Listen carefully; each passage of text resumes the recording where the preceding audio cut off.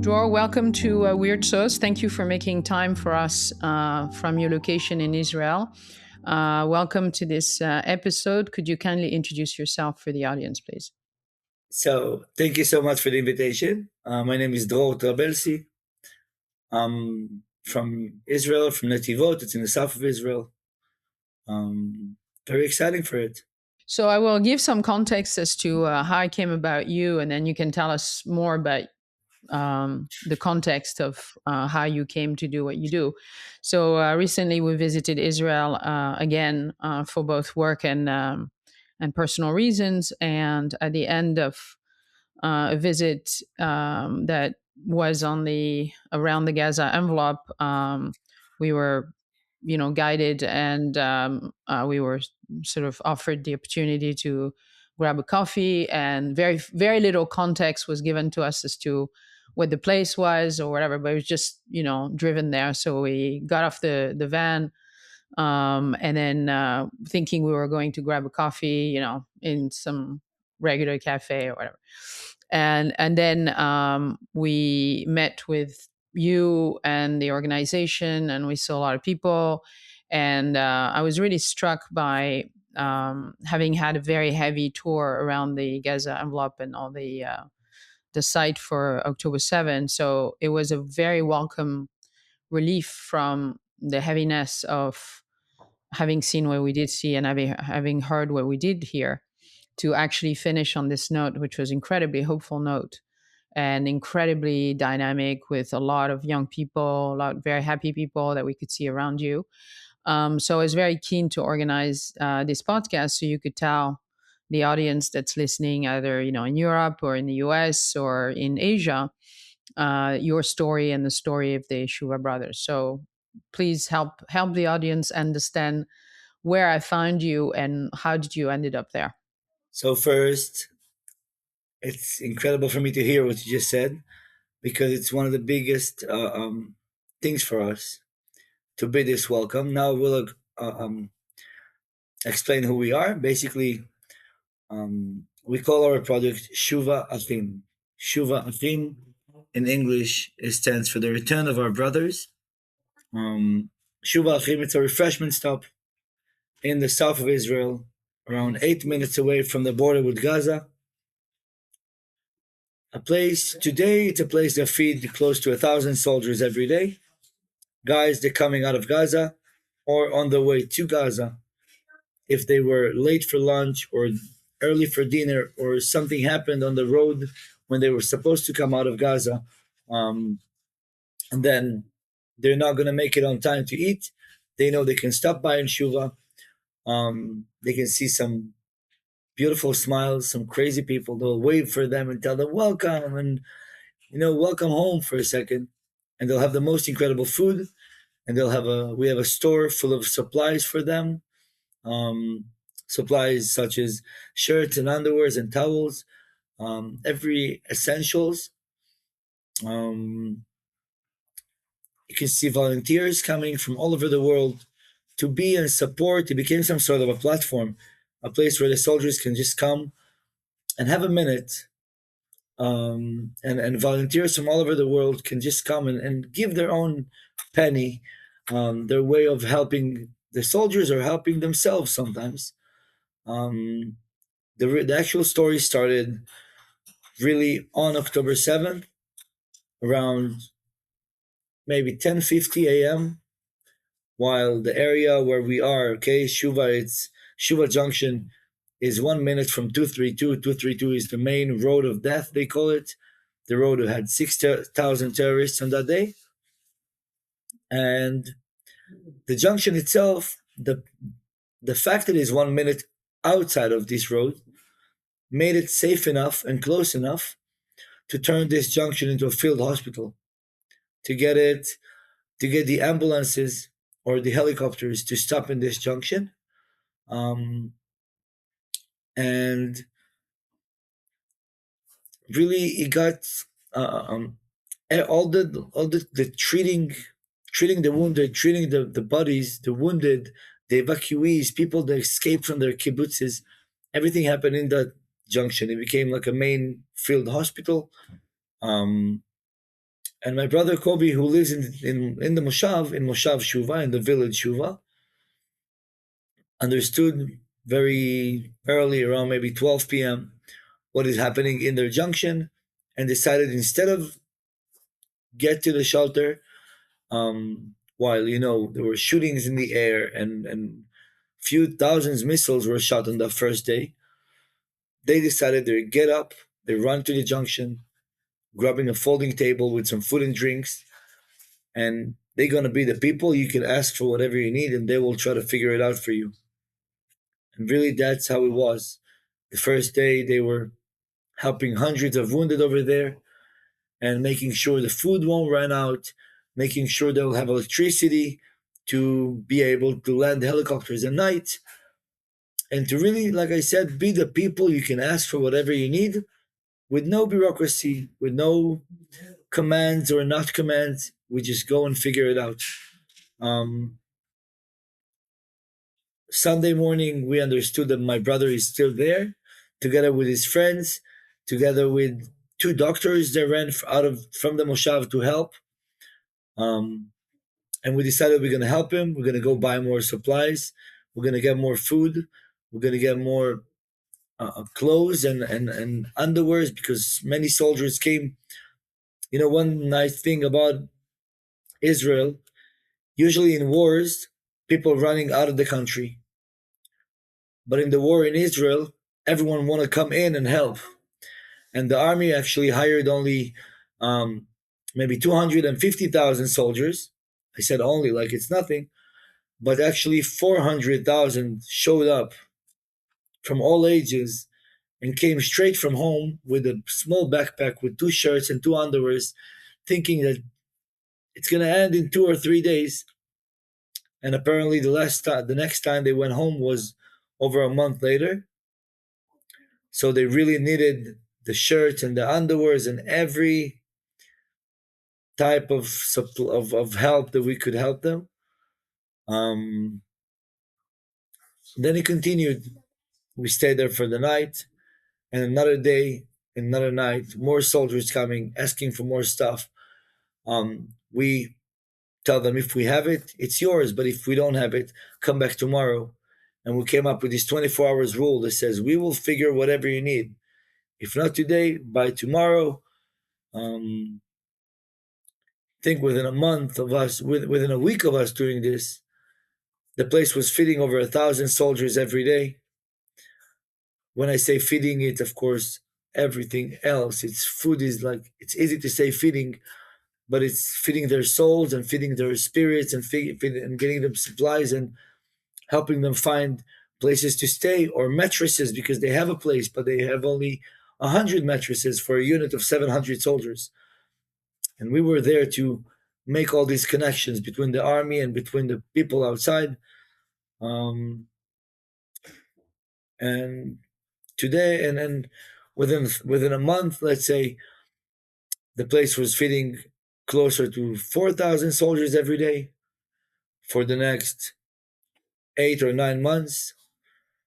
Um, and as you know, the need was always there. The need for a family, the need for love, the need for support and hug. Um, I think one cool thing that we figured is that the need is mutual, and people that are coming to help, people that are coming to volunteer, needing this help more than anyone else. They come to help the soldiers, but they get a chizuk themselves. They get the strength from the soldiers to continue to do what they're doing. And for us, we're still doing it every single day, and it's incredible. So, what were you doing before that? Were you working? What was your life before the event of October 7th? I'll go with the time back. Like I'll start from the last 7 months before the war. It was actually my first official job in Israel in my grown up life. Um, I was working as a salesman for a POS company, POS systems for restaurants. Um, and I thought it's amazing, and it's like a closure for my life. And now I'll go back in time and you'll understand it. Um, this 7 months were a part of the first year and a half I've been in Israel since 2016. Um, when in 2016 I finished my army service, 4 years, and people told me, "You're very theatralic and you speak English so well. You need to go and live the Israeli American dream and go work in the kiosks in America, selling all the Dead Sea and selling all the hair straighteners. We call it the Israeli American dream." And I said, "Yes, why not?" And I went to America. I worked in America for since 2016, the end of 2016 till 2019. Had a great time. Got to know the Americans a little bit more and the Canadians, and got to even start speaking Spanish. Had a lot of good time. Was very, very good in what I did. 2019, I went to Mexico for a month of vacation. Ended up living in Mexico for a year and a half, managing this Israeli hotel, Israeli owned, um, that is there for Israelis. And by the way, most of them soldiers, because after the army, soldiers are flying out to Central America and South America to go have their tour. Some of them doing more the east, like India, but most of them doing South and Central America. So everyone that I was hosting in this hotel were soldiers after the army. Um, there, I was doing a lot of cooking. I was doing Shabbat dinners for hundreds of guys every week, sometimes 150, 200. Cooking them, my mom's food. I love food. I used to work in restaurants when I was younger.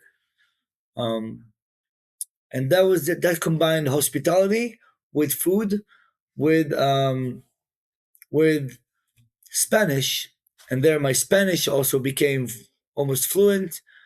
Um, from there, by the way, one more thing that I did there, I had a nightclub in the basement, and I was doing a lot of nightlife. I used to bring a lot of famous DJs from Israel to play in this nightclub.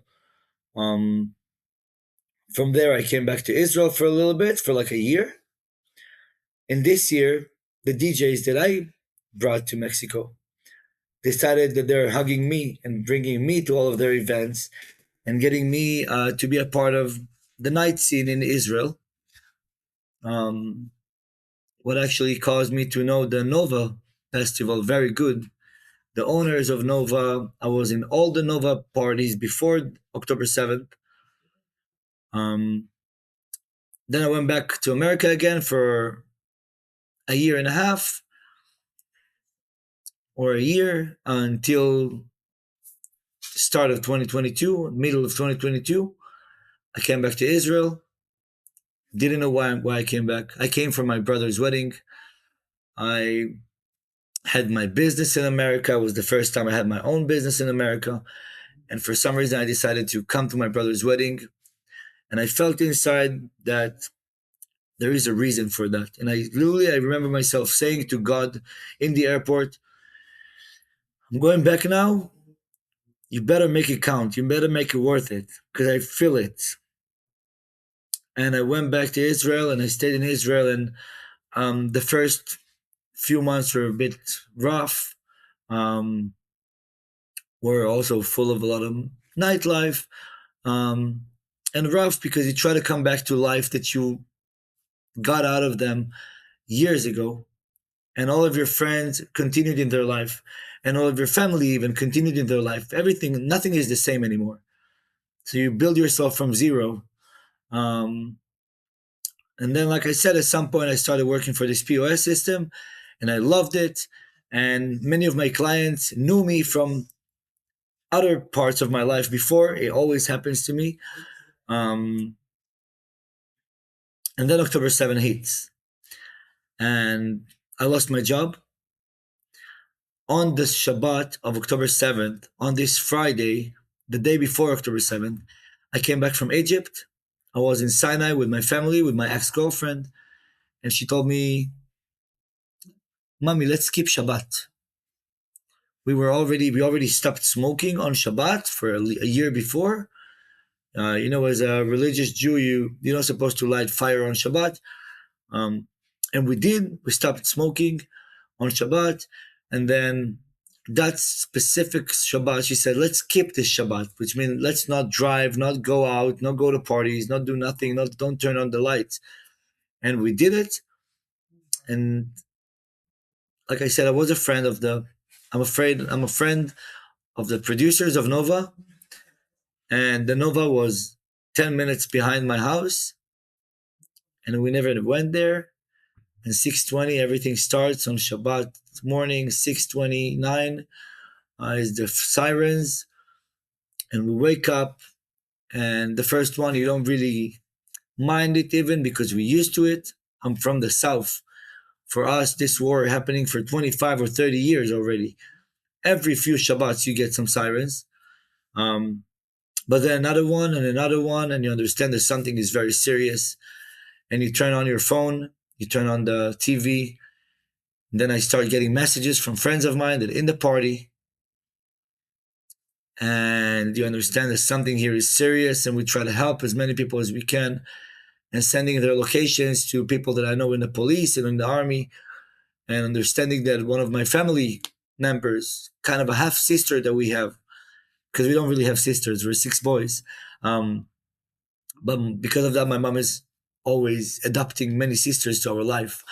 And one of these half sisters living in Kfar Aza, and she have terrorists in their house, and we're trying to help. And it was very, very messy. Um, but thanks God, she was okay and she got out. But that's why today I see Shuva Achim, what we do, as my closure for life, because it's that place where I combine me cooking and making food and the hospitality from Mexico, from that hotel. The place looks like a hotel, um, like a beautiful, I don't know, like a beach club in Tulum. I think you can approve what I say.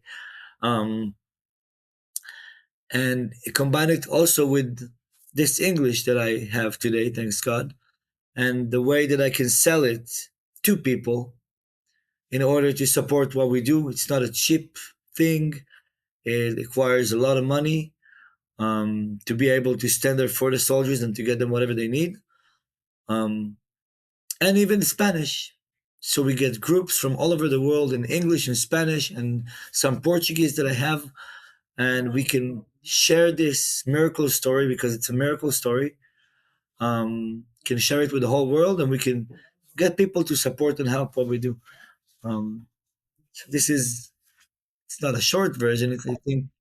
I think quite a long version, but I think that it really gives you everything you need to.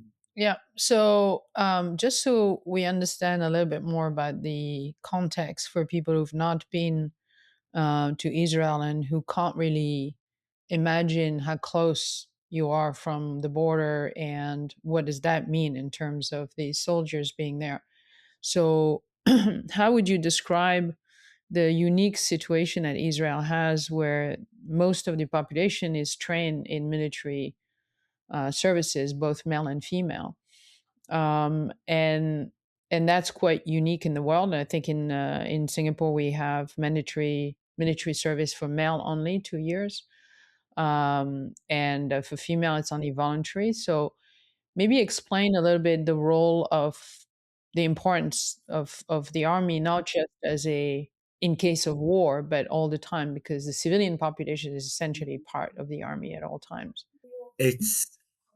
I think you said it in a beautiful way, um, but there's a song of a band called Hatikva Shesh, um, and they say your math teacher is a brigade commander, and your bank manager is a pilot, and your neighbor is a tank driver, because we're really living in a situation that almost everyone in Israel been to the army or have someone in the army. Um, and I think what's unique about it, it's exactly what happened on October 8th.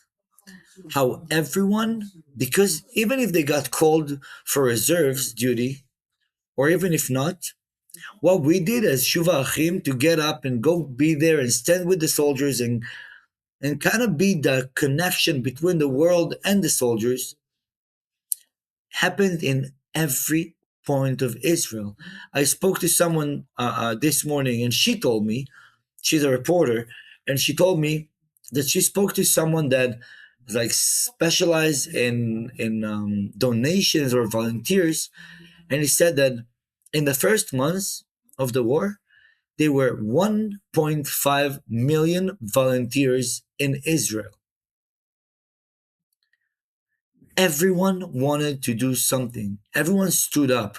If it's to cook for the soldiers, if it's to collect supplies for the soldiers, if it's to get whatever you can just to help a soldier. I tell the groups that are coming, some people only doing the right like on Instagram, but they made a soldier feel good. Some people posted something and made a whole group feel good. Um, and it's very, very unique about Israel. I think it's something in the DNA. It's something about the fact that we're being hunted for hundreds of years, and the fact that when something happens, we have to be united. We're united. We have to stand together, um, and a lot of it really coming from the army, because our army have its values. Have like you have a list of values that telling you how much your friend need to be important for you, and how much you need to be the one that get up and standing and do something, and how much you reut, like brotherhood, how much it's important, and how much life are important. לקדש את החיים, to see how important our life of yours and of your enemy. Life is above everything for the Jewish army, for the Israeli army. Um, and one more thing, I think that not a lot of people in the world know. Okay, I told you I just came back from 5 days in London, where we got invited to speak and share the story and show a premiere of a movie that one of the soldiers made about us. And one thing I got that many people don't know is that Israel have only 8 million people in it. Or the fact that there are only 15 million Jews in the world. And within these 8 million people, 1.8 18% are Muslims inside Israel. And everyone stood up on both sides. I was getting Druze and Muslims coming with trucks, coming to get us supplies because they want to help the soldiers, because they have kids in the army. I have right now, as we speak. Okay, I just left the place. I'm maybe 5 minutes away from Shuvachim, from the junction. Um, but I have a couple there right now from Rahat. Rahat, it's a Bedouin village in Israel. They both Muslims. Their family is Garnawi, and they have a lot of family members in the army. They actually lost a lot of family members also on October 7th and since October 7th in the war. And one day they just walked in and told me, "We came to help you."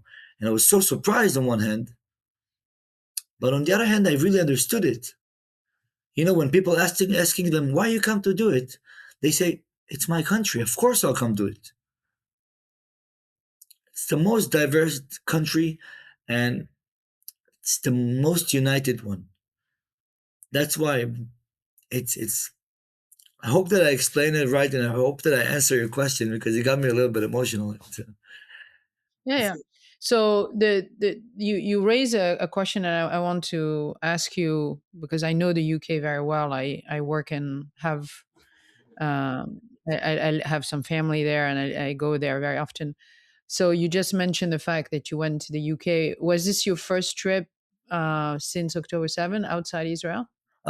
Actually, on March 24th, on March of the year 2024, we got invited to New York. It was really few months after we started. um, because that group made a challah bake, like a special event, and they wanted it to do. They brought like a famous baker to do it, and they decided that everything that they will sell over there or fundraise will go to us. And then we decided, as a gesture of respect, to go and be there with them. So only me and my brother Eliran went. Um, but this time is the first time that me, Eliran, and Kobe, all three of us, actually went together. And it's actually the first time we, as three of us, ever flew out of Israel together since I know myself. So these are the two main things that, because these were we flew for Shuvachim. I also went one time to France, to Val Thorens, to snowboard. That was my only vacation I had since. So my question was in relation to what did it feel like to be outside after the event of October 7 and your engagement in them, as most people that have been in Israel since, that were living there. What was your sensation about being in the West specifically?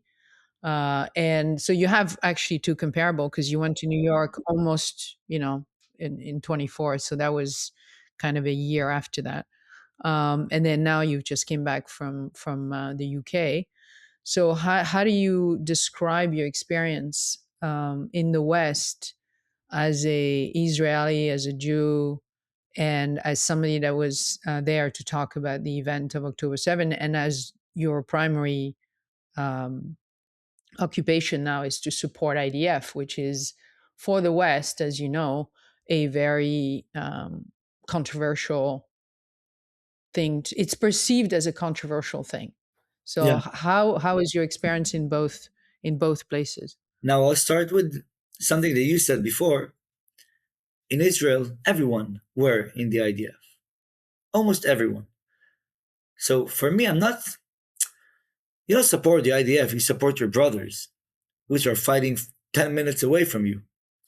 Um, and I was in IDF. Like, my mom was in the IDF. My dad was in the IDF. Everyone were in the IDF. That's first. Second, before we went on the plan, everyone made sure to call us and tell us, look, don't wear your shuva shirt. You see, I have a Star of David in the middle and a soldier, and it's with hands like this, like holding the soldier. Um, and I have my shoes. I have a shoes that someone made for me in London, in New York, with the same logo on it, with the Star of David on the other side, with Am Yisrael Chai, which means the nation of Israel is alive. Um, Wait, don't wear anything when you come to London. Don't let anyone see you with it. I did. Of course I did. Okay. And other than hugs and smiles and the best talks I've ever had in my life about the situation, I wasn't experiencing anything. I'm sorry to break people's um, dreams about people hate them or even care about them outside of Israel. But in every country, in every place, there is always a radical group. They're making a lot of noise. And today we live in a media world which can target you to feel like you're the worst or the best, or like you don't do enough, or you do too much, or you need to focus more on this or on that. But if you think about it for a second, you have your problems in life. I have my problems in life. No one really think about you so much in his daily thing unless he's a part of a group that dedicated themselves right now for something, for protests, for hate, for something like that. Now, also in London, there is a big group that, every time there is a big protest with a lot of noise of the guys of the like Free Palestine and stuff like that, there is a group of Jewish people. They're going with Israeli flags and singing songs and making like a nice presentation, like a to protest against them, like in front of them. Of course, they will see a lot of protests because they go to the main place to have protests on purpose. I wasn't experiencing even one thing. No one approached me. No one told me nothing. We went in Camden Street and Soho. I'm not talking about Golders Green or Brent Street, which is basically Bnei Brak. It's basically like a Jewish street in Israel. We went to the main streets with all the signs possible because I love my country, not because I want to get anyone angry. And every store I go, they ask me, where you from? And I say, Israel.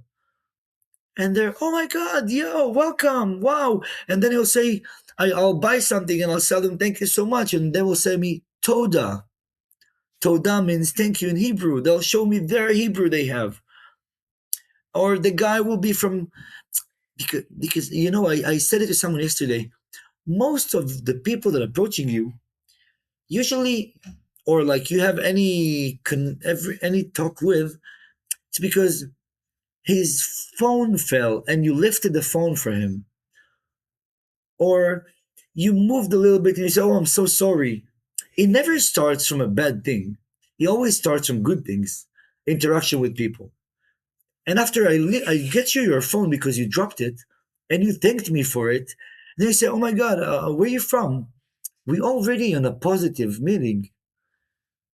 It's already positive. I helped you with something, and you, as a return, you want to know something about me. You want to let me tell you something.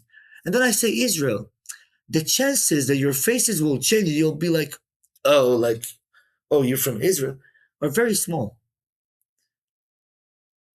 And I experienced the best time. 6 days. We went to speak in schools, in Jewish schools. We went to speak in two synagogues. We spoke in a church. And my brother is a very religious, and he's not supposed to be speaking in the church. And we went and we spoke in a church that really love Israel. If you're Christian, you're supposed to basically love Israel. It says it word by word. And you understand that you need to support these people because it's your people. And in the church, I had, I think, the most meaningful time in all of UK. Because you see people that you go to the church and you see a tree with a lot of yellow ribbons. Yellow ribbon became the sign of the hostages, and you see pictures of the hostages and prayers for them, and Jewish hate is not British. Jewish hatred is not British signs, and the flag of Israel. And these people want to hear what you have to say. Because we're humans after all. Before we are Jews or Israelis or Christians, we're humans. That's why also they came to Israel. That's the reason we went there, because they already came to Israel to see what we do, and they were so surprised, and they were so, if it filled them up with such love. Because, by the way, I'll make it a little bit longer. Like I told you that we have the Muslim volunteers, I have a crew of Dutch. It's like big Dutch family that they separate themselves to three different groups, and then they come every 2 weeks. A different group is coming to make Dutch fries for the soldiers, Christians. And I have the very religious guys that come here to volunteer with the very secular guys from Tel Aviv that have been to the protests and I don't know what. But for the soldiers, everyone uniting and volunteering as one, which is very, very, I feel, because these, these soldiers, it's exactly the same story. When you sat in Shuva, you saw a Muslim soldier sitting next to a Christian soldier, sitting next to a Jew with a beard and with a payas on the side. And they're all wearing the same uniforms, fighting for the same cause, doing everything together. And this is what I think the prettiest thing about it. And this is why when I go outside of Israel, I feel at home. It doesn't matter where. So, can you explain a little bit how you imagine the future for both what you're doing? We can start with that, and then possibly how you imagine the future for Israel as a whole, considering that.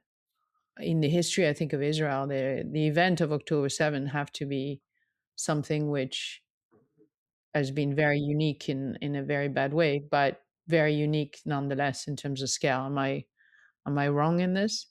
It is very unique,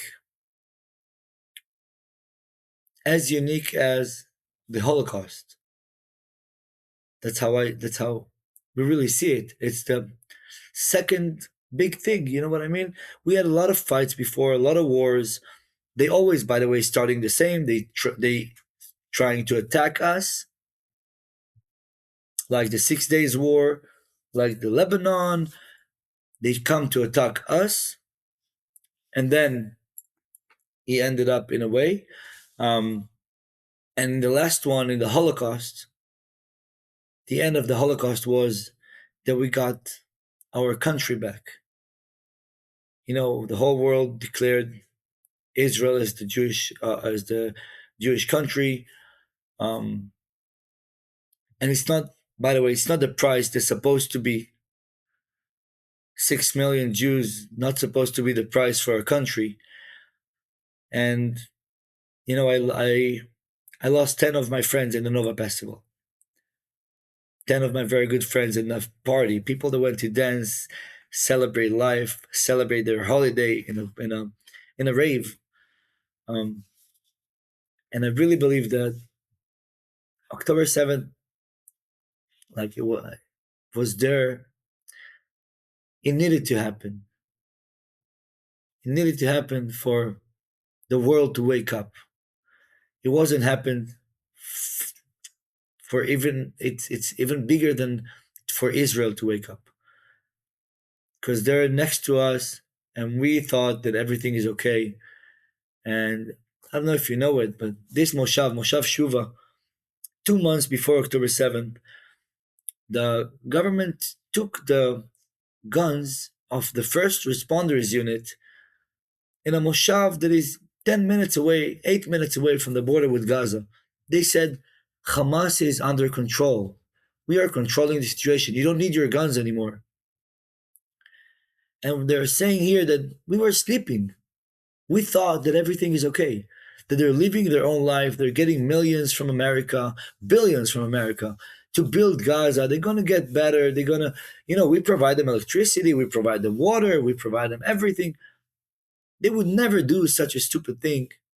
And in one day happened. And I think that more than the fact that you got us more united and stronger, he got the world to understand something. And we can see it all around the world now. It's Jewish hatred was sleeping also. And we start to see who really love the Jews or love people and who doesn't really care about even people. I'm not going to say Jews anymore. You know what? Because we saw Charlie Kirk, a person who just spoke, who just was there to speak and to hear everyone. And he saw what happened. And we see these things happening over and over during the last 2 years. The last 2 years since October 7th changed the world, and it's just starting. I'm saying it since the beginning. In the first month, people were telling me, uh, um, how long you see it's going to happen? I said, you're going to have more than 2 years now. More than 2 years, because something is changing in the world now. This thing, this act that happened to kill 1,200 people in their sleep, in their beds, in a rave, to put babies in the oven, to cut a pregnant lady's stomach and to get the baby out, just to kill them. It's not human. This war is not of Jewish against Muslims. Is a war of good against evil. And this was that it's time for everyone in the world to understand that it's good against evil. If you're part of the good, the light, get closer to the light in your way, in your life. You're a Christian, get closer to your light. You're Jewish, get closer to your light. You're Muslim, get closer to your light. Because the darkness is trying to fight really hard right now, and the evil is doing everything he can to fight really hard right now. This is our time as people, not as religion, not as nation or color, as people to wake up and get every chance you see, just do something good, do something good. Be there to do good. That's, by the way, the whole point of Shuva Achim, of Shuva Brothers. Our logo is do good. I don't care who you are. I don't care where you're from. Do good. And back to your question, the future is Israel going to be amazing. It's going to be amazing. It's going to involve the whole world together. Israel was always there since forever to unite the world, to fight wars for the world.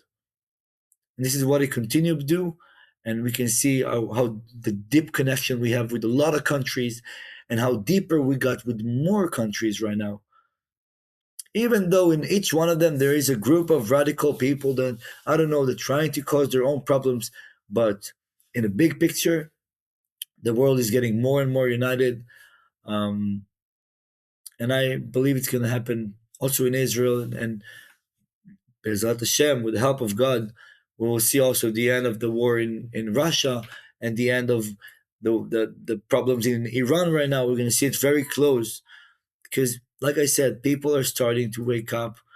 And I'm very proud that we as Israel, that me as Dror, that us as Shuvachim can be a small part of it, and to be a small part of the people that showing good and doing our giving our small penny to this matter.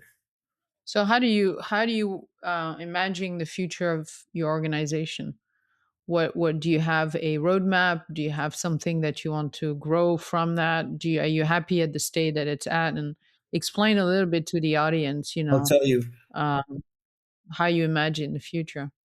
I'll tell you. Someone when I was on my way here to right now to this chair, the last question I was asked is, "How long are you gonna stay? When are you gonna finish this?" And I said, "Look, Shuva Achim, Shuva Brothers, is not a place. It's not a person. This thing, Shuva Achim, will stay in these people's hearts for the rest of their life. Because in the hardest time of their life, they had this place to run to. This is first. So it will never end. Maybe the place will change. We have right now an idea that's starting to forming. Thanks God, especially after London, we get to think about it a lot. We want to have more of this. One more in the north, one more in the central of Israel, but not only for soldiers in duty. A place where a soldier, right now, a lot of people are speaking about PTSD because they say that there are over 500,000 people in Israel right now with PTSD. And soldiers that were fighting for 500, 600, 700 days, losing their friends, seeing people getting wounded, they'll need that spot. They can stop for a minute and come there for a second. Since the beginning, I was saying we're not treating PTSD. We're not, because we don't even say this word in this place because, again, it's not this refreshment stop. When you're done with your 2 months of service, you come at the whole unit for a few hours to eat and drink and do a barbecue and have some fun. It's a place that they're coming out of Gaza with the Hummers, with their weapons and equipment, because they have 15 minutes free right now to go and eat something, and they missed lunch, so they can stop by, eat something, drink something, and run back to their job. So we don't even say the word post trauma, PTSD, and we don't even. And I will control the vibe in the place, which means I'll have only like house music in it, so there won't be even words in the songs because words can trigger you. And but I do know that when this soldier will go to get his treatment eventually, and the therapist will tell him, Can you please go to your happy place from the army? He'll probably gonna go to Shuva in his mind. And we want to have this physical place closer to the north, closer to the center of Israel, and also here in the south, because I really believe that in order to treat something, you can go to that spot where when you got wounded in your heart or in your body. Um, so you want to have this place that will do the same, will be the happy place, will be a place for people to come and volunteer, will be a place to people to come and do their own good thing, but also a place for the soldiers to come. Let's say he woke up in the middle of the night shaking and feels like the world is about to collapse on him.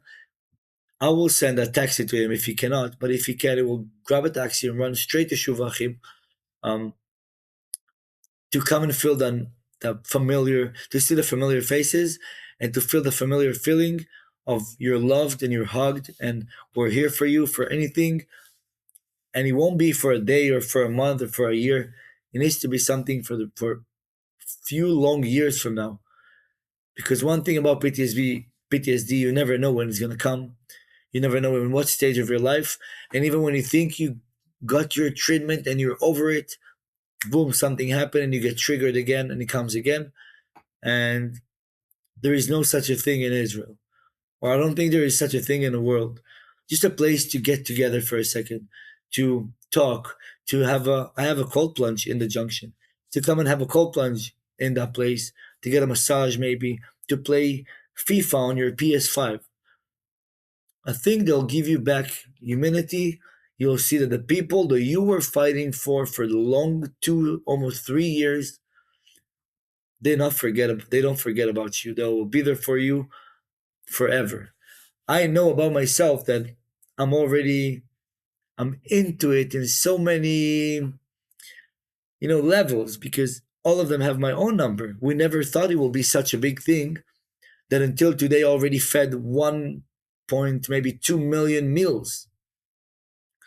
I was speaking in my phone with I believe over 100,000 different soldiers, 150,000 different soldiers in my phone. I I believe few dozens of thousands of soldiers have my phone number. It will be for life. I got a phone call maybe 2 weeks ago from one of the brigade commanders telling me he went out of Miluim of reserves and he wanted to call me because he went back to his job and they're doing these structures, these buildings out of heavy metal. And he wanted to know if I know anyone that need one of these because he's trying to get back on his feet and he needs some help to promote his business. Now, honestly, he knows I don't know anyone who needs to build something from heavy metal. I feed soldiers and buying supplies and doing something for, like, this is what I'm dealing with now. But it's not what he really wanted. He wanted this weekly call we had because we used to have it. He would call me to ask him for something or if I know someone who can connect him with someone. This is what he need. And guess what? He never called me ever again. It was a month ago. If I call you to ask you for something, I'll follow up with you, right? To try, maybe you checked, maybe you know something. He never called me back. He got this call, he got a smile back on his face, and he continued to build his life again. And this is what we want to be. This is what I want to do. And so, what's your plan here to get there? So, what are your needs that, if people are listening and they wish to get involved, um, what way could they be involved? Not just for the sake of being involved, but actually, what are your technical needs, like to achieve something like this? I mean, I don't. I'm sure you know that. Um, you have to have the right people. I mean, it's great to have people who want to help, but when it comes down to really medical stuff, especially PTSD, it's a very serious thing. It's also very, very context specific. I myself was dealing. I was in clinical practice. I was dealing with burnout in physician and doctors in commercial pilots, in military pilots, Wow. and burnout is very close to PTSD, but it's somewhat less severe because obviously it's because you're a clinician and you're working in a hospital and your work is really really demanding, but it's not always life threatening. Although sometimes it can be, because I worked in Africa and in a situation where it could be very threatening. But anyway, my point being that you will need the right people, the right scale, the right amount of finances. It will need to be run like a real thing. So, in Yep. your expert mind of having done this and looking to build this, what is it you think you need in terms of these various domain, this various bucket, and how could people help you achieve that if they wanted to? So first, again, we're not trying to trade PTSD. We're trying to be one step before, because what we're focusing on and what we specialize in, like even though I said we don't specialize in anything, we do specialize in one thing, which is we call it in Hebrew "achnasat orchim," welcoming. To be these people that welcoming you when you feel down, to give you the best welcome, the warmest welcome, so you'll feel at home for a second. Okay, they talk about, we say that Shuva Achim is the house of Avraham Avinu, Abraham the father. They talk about Abraham the father, that he had a tent with four entrances. Everyone could come in, everyone could go out. You could just go through it.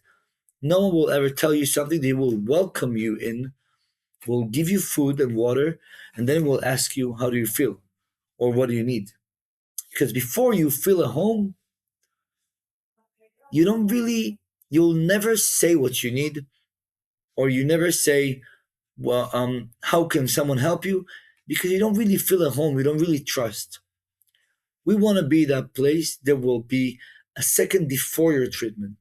The welcome home part, they'll calm you down, they'll get you to remember that everyone loving you, that you're in the right place, that you're in the right time in your life, for the right place of your life also. Everything's supposed to happen.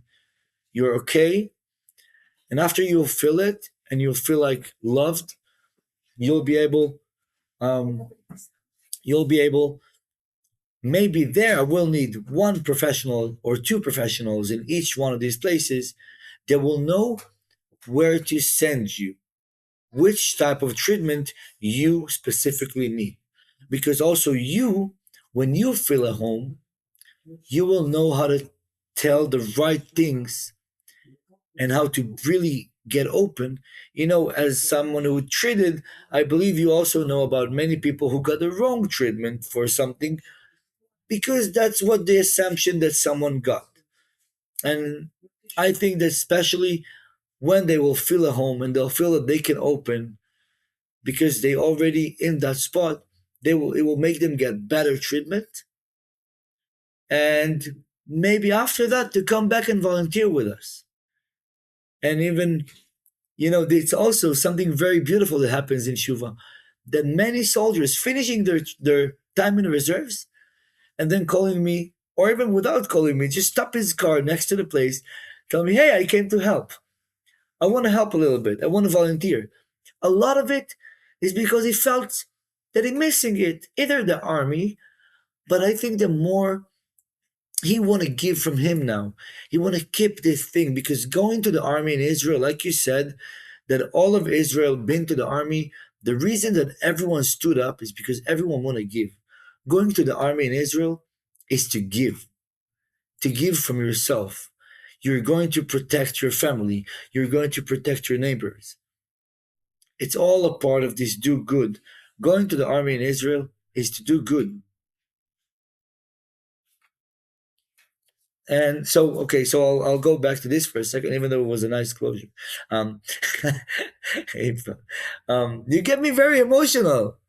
Um, but yes, so what we're really gonna need is the right places first, the right um, kind of real estate, a place that can be open, that can involve animals, and can involve maybe a pool, and can involve few rooms for when some of them will need to stay over for the night, because not everyone can get calm with few hours.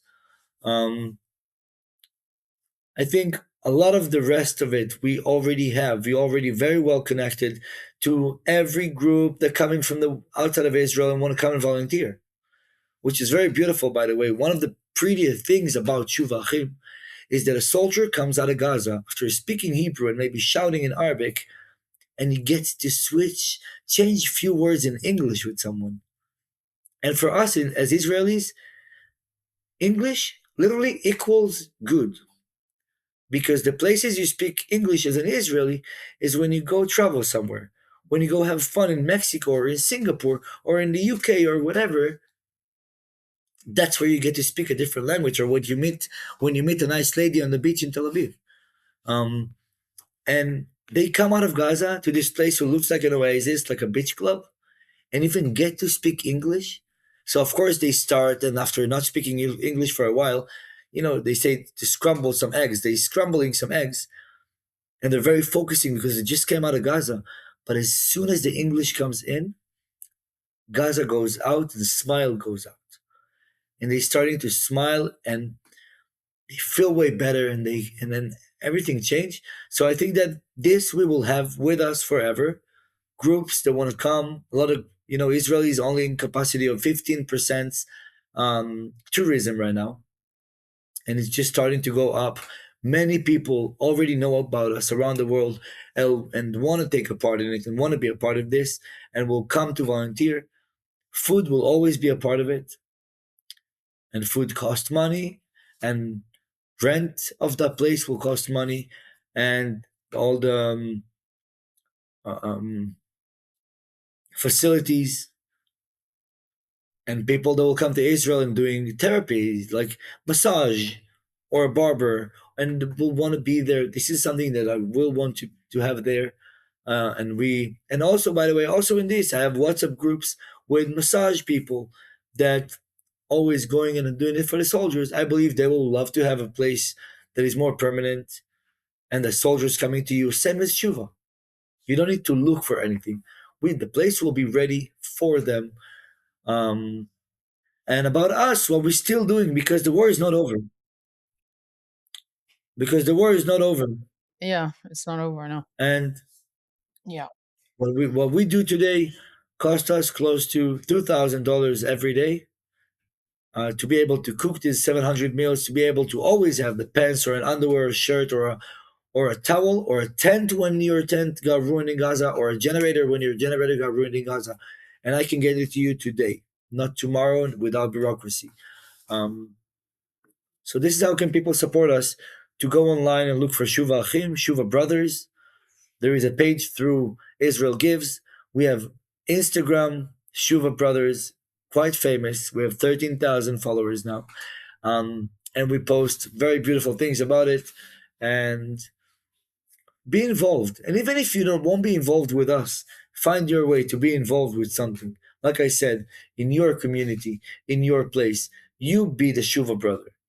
In wherever you go, I think we're gonna we're supposed to finish, right? My brother says something very nice. Kobe. He says, "Don't wait for the Mashiach. Be the Mashiach.